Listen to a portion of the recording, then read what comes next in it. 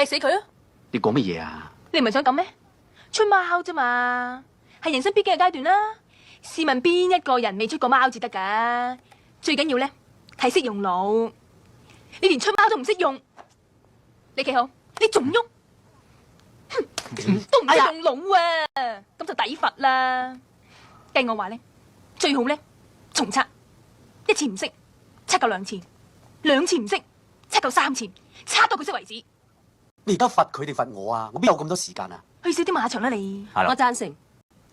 我提議見佢家長。家長我冇噶喎，我冇老豆冇老母冇兄弟姊妹冇親戚冇朋友。咁你監護人呢？監護人係我啦。大叔，周星星真係你個仔？係啊，係真係。我一早就估到啦，你睇佢哋啊，成個餅印咁樣啊。唔係啊嘛，餅印。